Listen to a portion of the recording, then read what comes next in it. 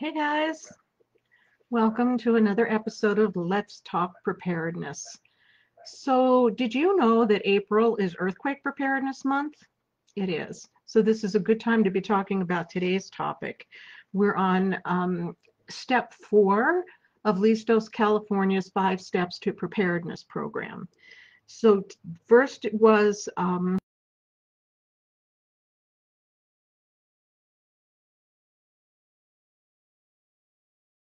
at calalerts.org if you're in California, and if you're in another state, just Google it. Every state has alerts now, so they try to alert you to tornadoes and earthquakes and hurricanes.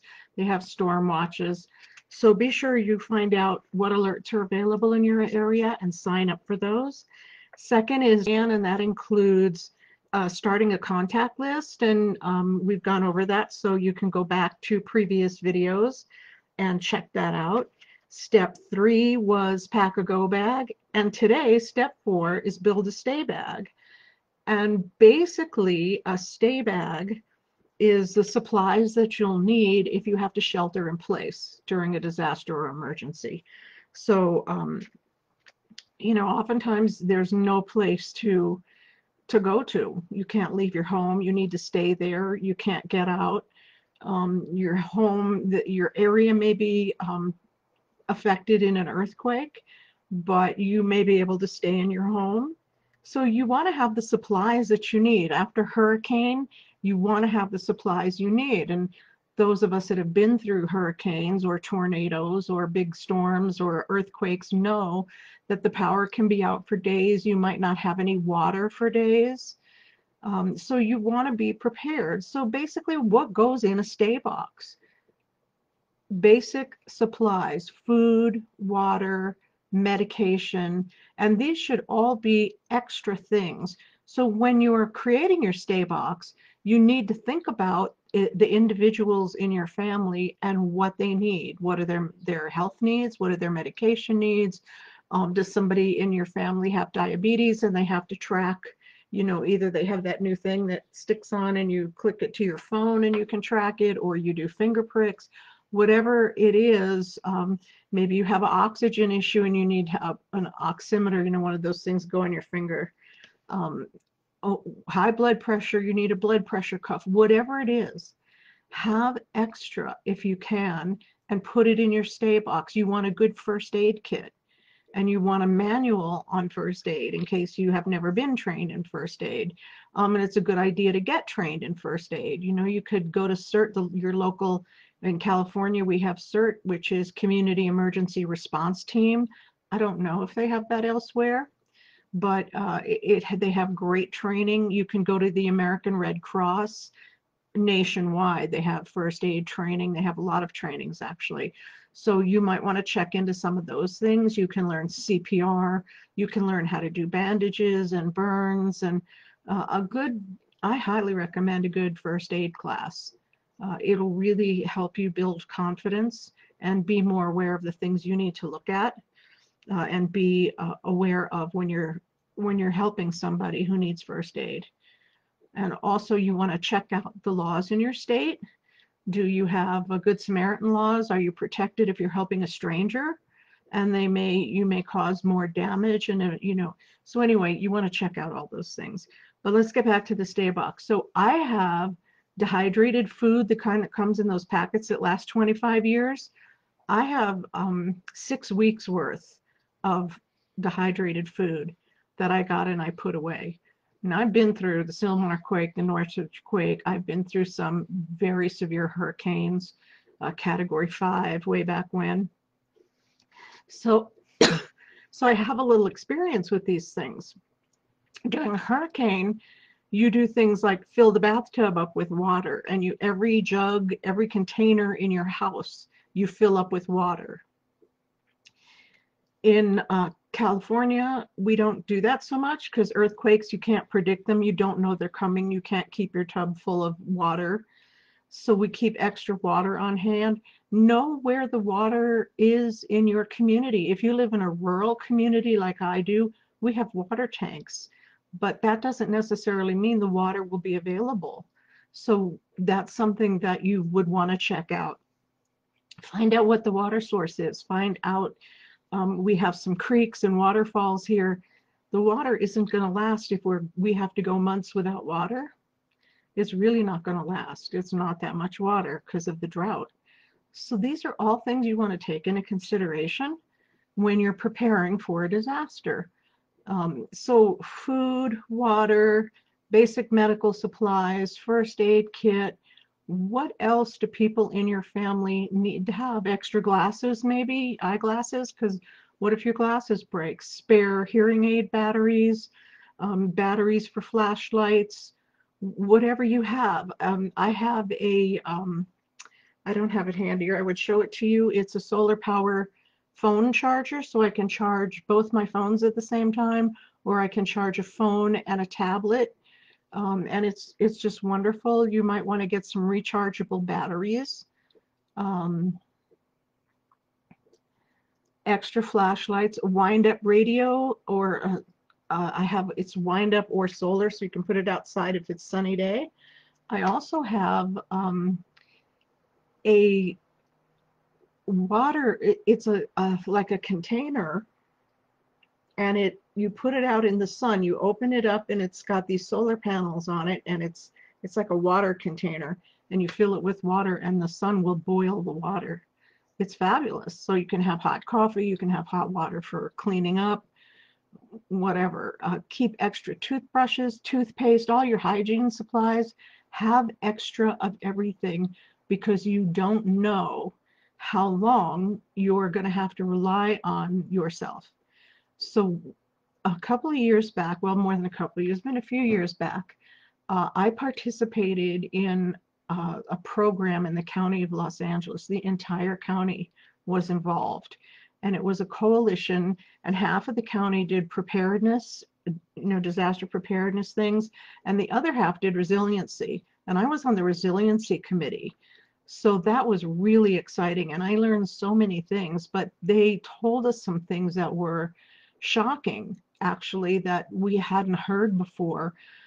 And that's if, say, the San Andreas Fault goes in California, and we have the big one that everybody's talking about. So it isn't necessarily that things are going to be wrecked, that the city is going to be, a total disaster, but freeways could come down. California is partially solid granite and partially landfill. And anything on a landfill, especially at the beach, like beach, when the sand shakes and the water comes up to the top, and you get what's called liquefaction. So homes that are near the ocean, all those expensive homes in Malibu, they're all subject to liquefaction. It happened in the Long Beach earthquake back in the 30s, 1930s. So those are things you need to consider. Where do you live? What could possibly happen? And how can you prepare for that? What if you have to camp out? What if your house is damaged and you have to camp out? Do you have a tent? Do you have some?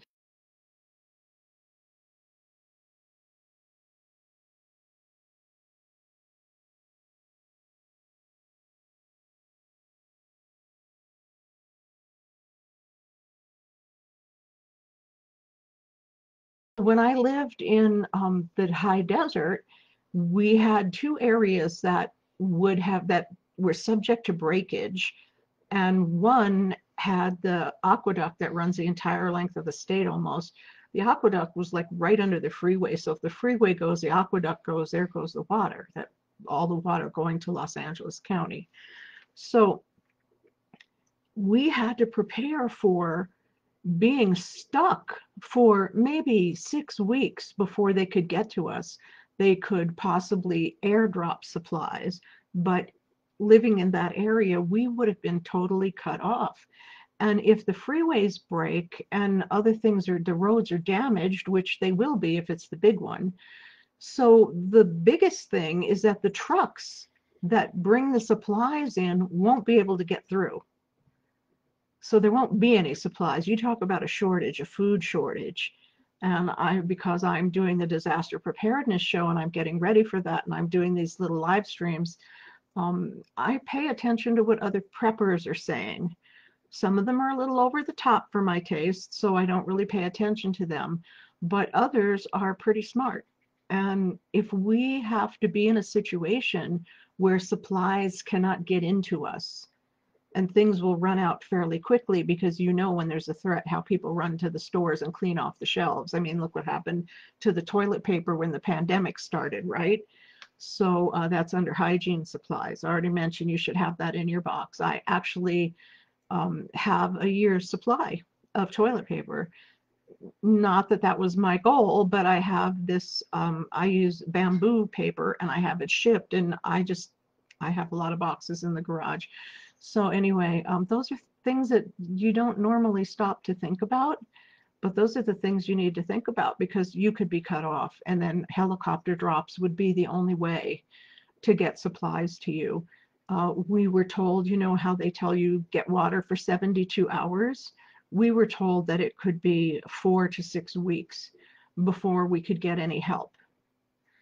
Um, and yes, because we were in the high desert as a rural area, semi-rural area. It was close to the freeway, but if the freeways broke, they couldn't get to us. There's only so many first responders.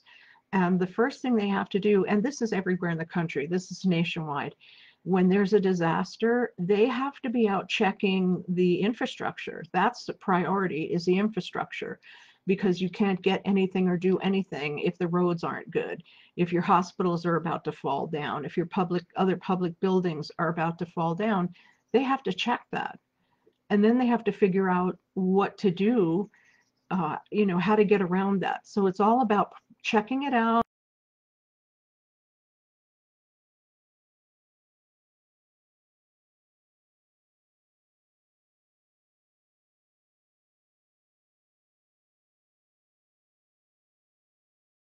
What do you need for the long term, and is 72 hours enough? I don't think it's enough. So I think you should go for more. And Listos California's come up with the 5 steps. They're excellent steps. I just think that some of it needs to be taken further. So they say get a stay bag, put your supplies in it, but really, really think about what you need for the long term.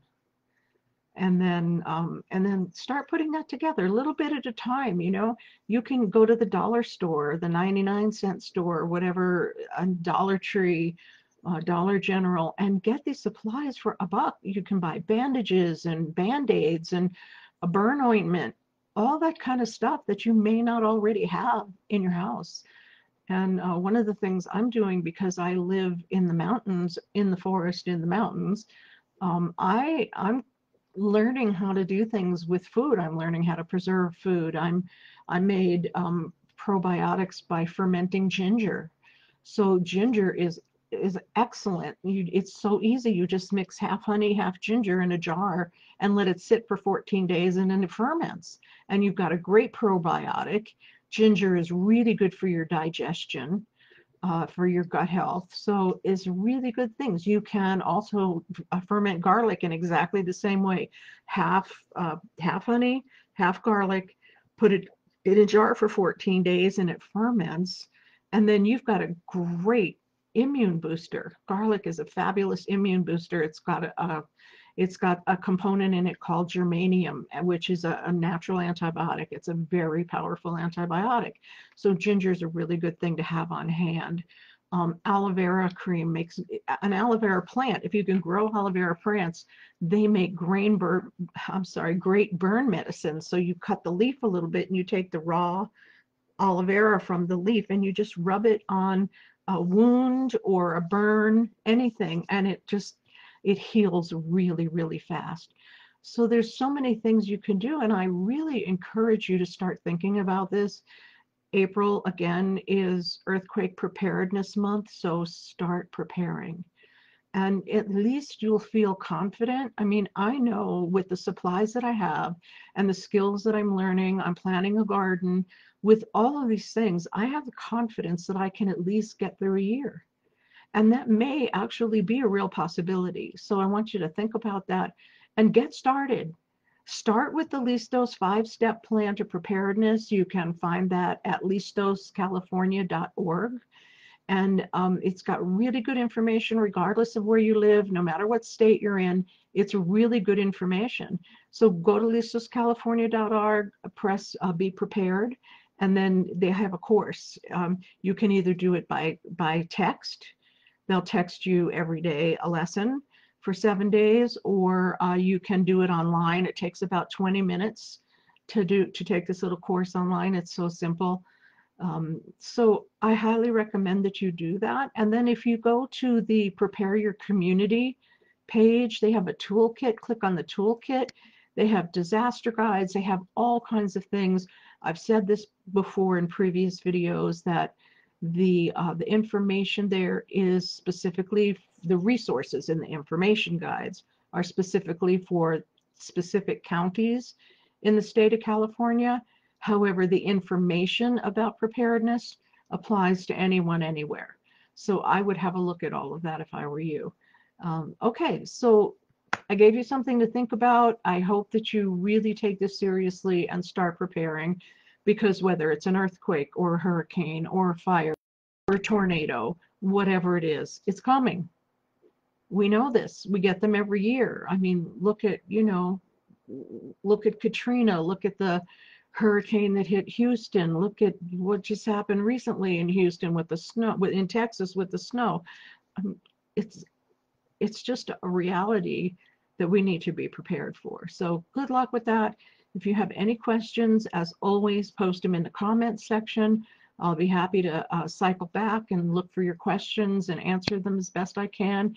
If you need any resources, please let me know. I'm happy to recommend things to you. Okay, so take this seriously and use this month of April to get prepared. Okay, guys, see you next time. Next time, we're going to talk about helping friends and neighbors. So I'm going to share with you something that we call the neighborhood circle. And it just gives you a really easy way to get to know your neighbors and figure out what resources they have, what resources you all can share with each other, what skills you have. And it's a really good way just to get to know your neighbors. Okay, take care. Thanks a lot, and I'll see you next time.